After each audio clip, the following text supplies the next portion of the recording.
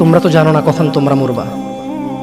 শোনো, তুমি অপরাধ করিও যদি তোমার মনে হয় আল্লাহ তোমাকে দেখে না, তখন করিও। তুমি অপরাধ করিও যদি তোমার মনে হয় আল্লাহ তোমাকে জিজ্ঞেস করবে না, তুমি নিশ্চিত বেঁচে যাবা। তুমি অপরাধ করিও যদি তোমার মনে হয় যে আল্লাহ তোমার জন্য জাহান্নাম নির্ধারণ করবে, আর তুমি আল্লাহকে বলবা আল্লাহ আপনি বললেই হবে নাকি আমি জাহান্নামে যাব। যদি এই ক্ষমতার অধিকারী হও তাহলে তুমি অপরাধ করিও।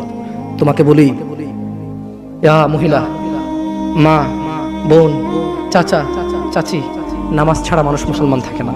ওয়াল্লাহি আমি বলছি না কোথায় বাঁধবেন, তর্ক পরে। আমি বলছি আপনি নামাজটা স্টার্ট করেন। আমি বলছি না যে তারা ওই 20 রাকাত পড়বেন না 8 রাকাত পড়বেন। আমি বলছি যে আপনি পড়েন, 2 রাকাত হইলেও পড়েন। আমি বলছি যে আপনি ঈশার নামাজ 15 রাকাত দরকার নেই, আপনি শুধু 4 পড়েন। আমি কি বলছি সুন্নত বাদ দিতে? আমি বলছি যে তুমি পড়ছো না, শোনো, ভয় পেও না। ঈশার নামাজ 15 রাকাত তোমার উপরে ফরজ নয়। আমি তোমাকে না করছি না 15 রাকাত পড়তে। আমি বলছি যে তুমি নামাজই পড়ো না, 4 পড়ো। এই 4 রাকাত ঈশা না পড়লে তুমি মুসলিম নও। 3 রাকাত মাগরিব না পড়লে তুমি মুসলিম নও। 4 রাকাত আসর না পড়লে তুমি মুসলিম নও। তুমি আল্লাহর নবীর উম্মত ছাড়া কিভাবে মুসলমান হবা? তোমাকে আমি বলি নামাজটা ছাড়িও না প্লিজ। তুমি যে অপরাধে লিপ্ত আছো ছেড়ে দাও, চেষ্টা করো, কিন্তু নামাজটাকে তুমি এখন থেকে করবা। তোমার ফজর মিস হওয়া চাই না।